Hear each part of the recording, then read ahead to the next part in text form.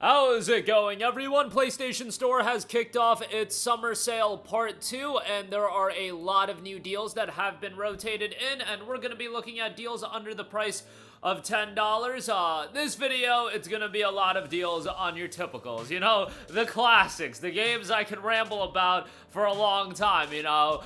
There's some great games if you're one of the few people that don't own some of these titles. Actually, I'm sure there's a lot of people, you know. The comment section might be, oh my god, it's the same games over and over again, but then I see the view counts, and I'm sure there are people that watch these videos that they don't own some of the games, they end up buying them anyway. And you know, I've been trying to do more videos where we do look at a lot of the underrated games. Those videos take a little bit more time because I gotta go digging, and you know, I'm notoriously lazy these days, you guys, so bear with me for a second. So I will get to that in a bit, but we got the classics, so let's get right into it. Under $10, like I said, and let's kick things off with SCARLET NEXUS. Yes, we're weeabooing out right off the bat. 85% off for $8.99. I think SCARLET NEXUS is an incredibly underrated JRPG. It certainly has its issues. Look, some of the narrative aspects are really disjointed and honestly a bit nonsensical. As far as the pacing goes, it's not the best either, but I found the characters really likable. I enjoyed the gameplay, and this game, low-key, really great soundtrack as well. I feel like the menu theme is quite good. And yeah, I enjoyed it a lot. I hope they do a follow-up title at some point. I feel like there's a really great JRPG here that can be developed upon, but yeah, $8.99 for this. I think it's pretty good. I would recommend it. Next up, Dying Light Definitive Edition, $9.99. Look, we're coming up on the release of Dying Light the Beast. If you're one of the few that have yet to play Dying Light Definitive Edition, I would spend the $9.99. I would pick it up. I think it's a great game. I actually just did another playthrough of the base game before the Beast got delayed. I was like, all right, let me get this playthrough of Dying Light done. Finished it, and I was gonna start the following, like, probably 2 weeks before the Beast came out and finish that up, but now that I got a little bit extra time to replay the following as well, so I'll probably wait until early September to jump back in and doing that. The Definitive Edition will get you the following and a bunch of other bonus content. Dying Light is great, man. It's the kind of open world game that I really vibe with, in the sense that, yes, it's open world, it's got some optional content, but it's not overwhelming. It's not something that's gonna take you 100 hours, and the majority of it is just killer content and really less on the filler, which I appreciate, you know. I don't gotta rag on Assassin's Creed right now, but yeah, I feel like Dying Light is the open world style that I like. I love the parkour gameplay, and traversing the world I thought was a lot of fun. So definitely would recommend that. Runs great, and yeah, even though it's a decade old, it'll show its age here and there, but still holds up really, really well. So $9.99 on that, great pickup there. Next up, gotta get Gravity Rush 2 over, man. 50% off for $9.99. How I love Gravity Rush. I remember picking up Gravity Rush 1 on the PlayStation Vita, got remastered on the PS4. Gravity Rush 2 came out, a significantly better game than Gravity Rush 1. Thematically, artistically, the game is gorgeous to look at. A really likable main character. Gameplay is super interesting, super unique, and I really hope we end up getting that remastered release. I really hope you guys check this game out because, you know, you're pushing that cause for Gravity Rush 3. You know, I don't think it'll ever happen. I think there will be a day we get Concord 2 over Gravity Rush 3, but nonetheless, we can still try, and it's a phenomenal game. I highly recommend it. Again, a gorgeous, gorgeous game. Great sound design, great gameplay. $9.99 is a no-brainer on that. Definitely recommend it. Witcher 3 Wild Hunt Complete Edition, 80% off for $9.99. I mean, a no-brainer here. Witcher 3, you get Hearts and Stone and Blood and Wine as well. It is a great, great game, and I've said it before, but Witcher 3 is in my pantheon of the greatest video games of all time. I put, like, Red Dead 2 in there. I put Final Fantasy 7 in there. The very generic answers. Whoa there, dude, you one of your favorite games is Red Dead 2. One of your favorite games is Final Fantasy 7. Those are some really hidden gems right there, and oh, Witcher 3's in there as well. Whoa, what taste you got there, buddy? But nonetheless, I really liked Witcher 3. I think it's a great game. Rumbling has it that this complete edition might not be so complete with the DLC coming out in 2026. I would love to see that, if that is in fact what Fool's Theory, I believe, is working on. We'll see if that comes to fruition, but the game is great, and it runs great on the PS5. And one other thing I would like is a Witcher 2 remaster. I feel like there's money to be made on that, but we'll see. I doubt that's gonna happen. They're gonna remake Witcher 1 though, so 2 is like that missing game, so that'll be a bummer. But $9.99 for Witcher 3, great price on that for the complete edition. Catherine Full Body Digital Deluxe Edition, 80% off for $9.99. This game is so zany, so wacky.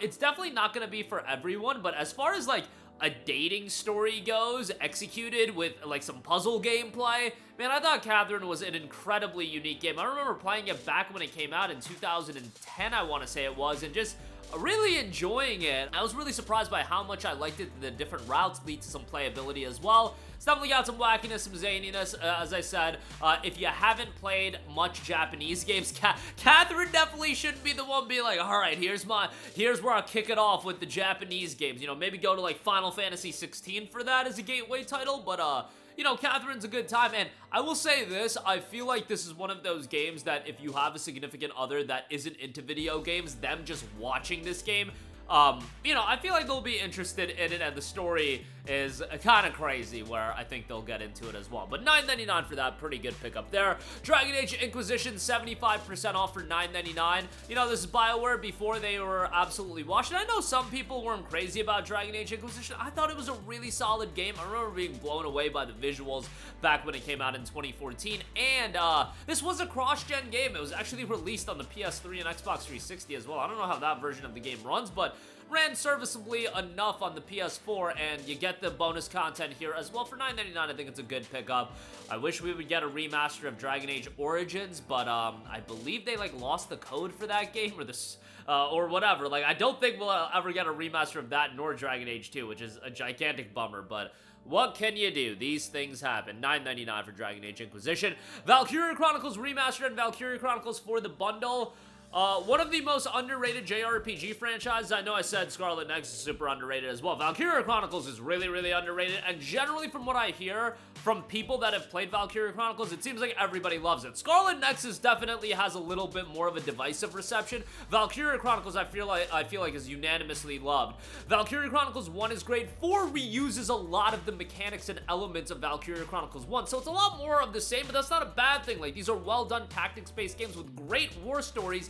And actually, if you want to talk about Japanese games to get into the genre, I don't think Valkyria Chronicles is a bad shout because it doesn't lean on a lot of the typical JRPG tropes. There's a bit of that there, but I really feel like a lot of people can get into the war story and likable characters, not blow away characters with a ton of depth and whatnot, but likable enough, and I really enjoyed the game. I will say this, Sega, I feel like they could do more with this IP because I highly doubt these games have a significant budget attached to them. If nothing else, can we get a localization of Valkyria Chronicles 3 and maybe an HD remaster of Valkyria Chronicles 2? Bundle those two together. I think people would be all over that. Valkyria Chronicles 3, a lot of people don't know, but that, in my opinion, narratively, is by far the best Valkyria Chronicles game. There's a fan translation online. I went through the entire game back in the day a while ago, and I remember being blown away by the story of the game. Now, that game is a game with a cast that has so much depth to it. Unfortunately, we never got a legitimate stateside release. Hopefully, some point in my life we could get that, but I don't know if Sega wants to do that. Valkyria Chronicles 4 at this point came out 7 years ago, but the release time between Valkyria Chronicles, I want to say 2, and Valkyria Chronicles 4 was like 9 years, so, you know, never say never. In this world of gaming, never say never, and again, VC is one of those IPs that I don't think costs a ton of money to create these games, so fingers crossed that at some point we'll get another title. But these games are great tactics JRPGs. Slay the Spire, 66% off for $8.49. Talked about Slay the Spire a lot before, but this is a game that I picked up in early access when it was an early access title on Steam. I just kind of picked it up on a whim. It had a really solid reception, and it was coming out of early access, so I knew the price point was going to go up. So I was like, F it, let me buy it. I heard some card game mechanics, and I was, you know, a fringe card game player, not super into it. But then I played Slay the Spire, and initially it started off pretty simplistic, and then I realized there's a lot of depth to that idea of a roguelike deck building card game. Those are like concepts and gameplay styles that I never think would be married together in a compelling game. Slay the Spire blew me away in the sense that it became super addicting and really thought-provoking in the sense that you have to think and figure out how do you pick the cards you need without overflowing on the cards you don't need. It's a really, really unique game, at least at the time. Now I know the card game deck builders have popped off a little bit, but at the time, Slay the Spire, I remember being super unique. $8.49 I think is a good price on that. Tales of Vesperia Definitive Edition, 80% off for $9.99. Tales of is one of those franchises that's one of the most consistent franchises on the planet. In terms of all of the games are good to very good, you'd be hard-pressed to say that a lot of the games are excellent or completely blow away. I would say the one that is excellent is, for me, Tales of Abyss. That's the one game I would say is excellent, and then the rest are, I would put in the 7 to 8 out of 10 range, which for every game to be in that range, that's fairly impressive. And Vesperia I thought was a good game. Had one of the best JRPG main characters that you're gonna come across in Yuri. The rest of the cast is solid, but not as strong as Yuri as a lead, who is so different than a lot of other Zero to Hero JRPG main characters, and Yuri's got a little bit of that Zero to Hero vibe, but I think his more carefree, jovial vibe just sets him apart from a lot of the, I don't know, like the emo, so to speak, JRPG leads. But I had a great time with Tales of Vesperia. Story's pretty good, save the world kind of story, and quite a bit of content as well. So $9.99 on that. KLONOA Phantasy Reverie series is 75% off for $9.99.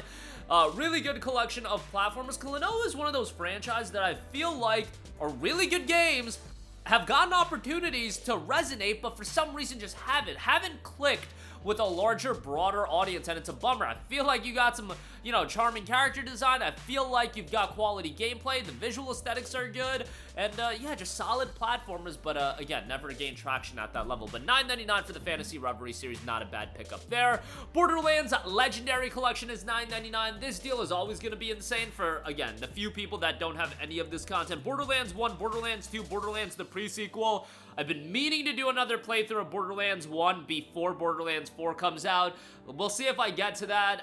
You know, there's been this little bit of quiet period with not a lot of big games coming out, so I've decided to go back and play some older games. Your boy just beat Infamous 1 again on the PS3. Dug out a PS3 for that one, so been playing some of those 2009 era games, and I wanted to get to Borderlands 1, but before you know it, Mafia and all these games are gonna come out, and I don't know if I'm gonna get to Borderlands 1, but I played it back in the day, and loved it back then. Thought it was a great game. The Remastered edition is gonna be a bit of an upgrade. Borderlands 2, in my opinion, the best game in the entire series. I thought they found a happy balance with the comedy, the gameplay, the story, all of that came together quite good, and pre-sequel is a serviceable extension as well.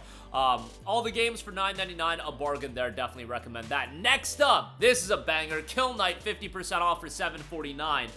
I was pretty surprised by this game because I didn't know much about it going into it, but if you're talking about an over-the-top, chaotic, action-heavy game that is just we say all killer, no filler. Boy, that's what Kill Knight is. Kill Knight is just super fast. Get into it. Get through the gameplay. It's fast-paced. It's quick.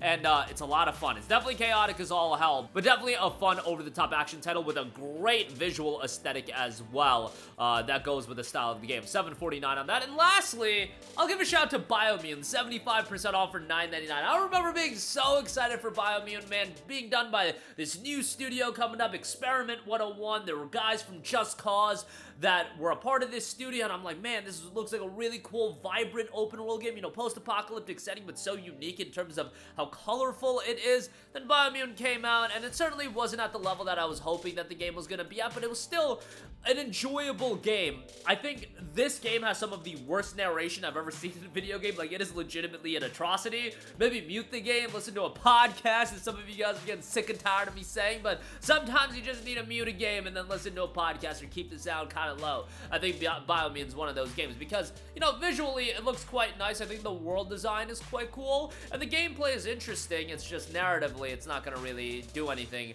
for anyone, but I think for $9.99 it's a decent pickup and a fun open world game, all things considered. Super unique as far as the style, character you play as, and so on and so forth. A lot of customization options as well. But that is going to do it for me. Again, a lot of good deals under the price of $10. As always, guys, thanks for following along and watching all the content. These videos every time out do really, really well, so I appreciate you guys checking it out. And, you know, we'll cover the games that are a little bit lower key. You know, I get to those when I get to them, but that'll be coming in the next week or so. So be on lock for that, and yeah, links to all of these in the description box below. As always, guys, sound off with your thoughts in the comments section down below. Thank you for watching, and goodbye. Hey guys, we hope you enjoyed the video, and if you did, make sure to hit the subscribe button, and if you're already subscribed, do us a favor and hit the bell icon. This way you'll be notified whenever we post a new video. That's the best way to keep up with all of our uploads, and we usually try to upload 2 videos a day. And with the bell icon hit, you'll be notified whenever we do upload a video. As always, thanks for watching.